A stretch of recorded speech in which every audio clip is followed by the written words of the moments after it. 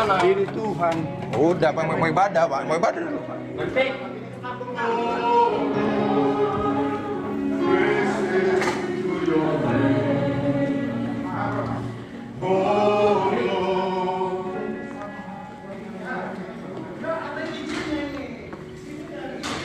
Andaikan saja saudara kalian yang berada di NTT, Ambon, Papua, mereka sedang sholat dan kami melarang dan mengusir mereka. Apakah kalian sakit hati atau tidak? Ya pastilah sakit hati.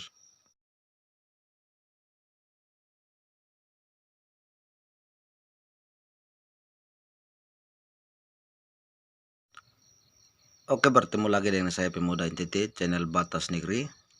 Di video kali ini saya akan membahas tentang kejadian kemarin-kemarin yang terjadi di Bandar Lampung, di mana Ketua RT membubarkan jemaat gereja Kemah Daud Bandar Lampung yang sementara beribadah dan sekarang sudah ditetapkan sebagai tersangka.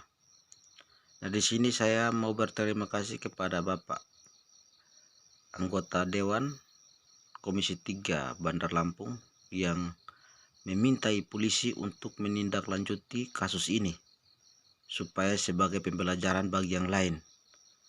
Kalau didiamkan dan diurus secara damai, takutnya nanti ke depan akan terjadi lagi seperti hal yang sekarang.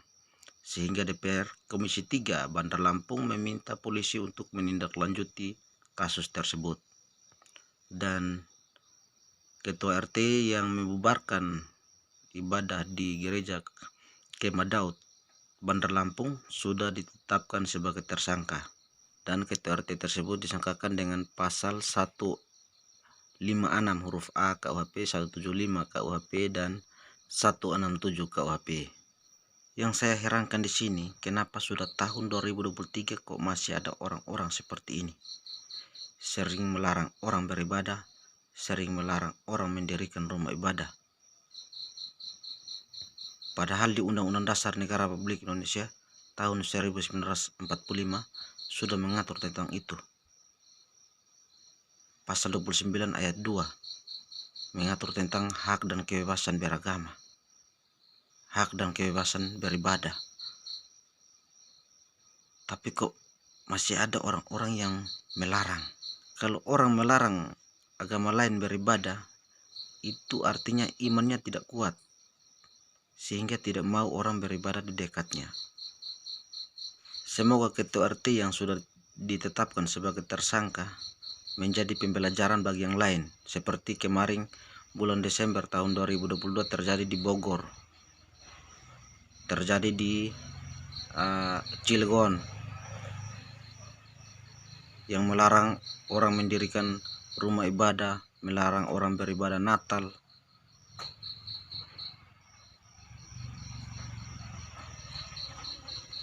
Hati kalian taruh di mana sehingga kami umat Kristen beribadah kok kalian larang-larang? Apakah kami tidak punya hak? Jadi saya Pemuda NTT, saya sangat berterima kasih kepada kepolisian Bandar Lampung yang sudah menindaklanjuti kasus ini sehingga pelaku sudah ditetapkan sebagai tersangka. Dan semoga tahun depan dan seterusnya tidak lagi terjadi hal-hal seperti ini. Kita sama berwarga negara Indonesia, sehingga tidak ada larangan bagi kami umat Kristen untuk beribadah. Coba andaikan saja saudara kalian di NTT atau di Ambon atau di Papua, mereka beribadah atau mereka sholat, kami larang dan mengusir mereka untuk tidak sholat. Apakah kalian yang menonton video tersebut, apakah kalian sakit hati? Tidak. Pastilah sakit hati. Begitupun juga kami. Kalau kalian melarang saudara kami untuk beribadah, kami juga pasti sakit hati lah. Sedangkan kita punya status yang sama, warga negara Republik Indonesia. Bedanya di mana? Bedanya di agama. Tapi tujuannya satu, kepada Tuhan Allah. Tapi kok kami sering mendapat hal-hal seperti ini? Kan kami juga sakit hati kalau melihat hal-hal seperti ini. Mari kita satu hati untuk membangun negara Republik Indonesia. Walaupun kita berbeda keyakinan, tapi kita satu tujuan untuk negara Republik Indonesia. Oke, terima kasih. Ini adalah tanggapan dari saya. Dan sampai jumpa di video berikut.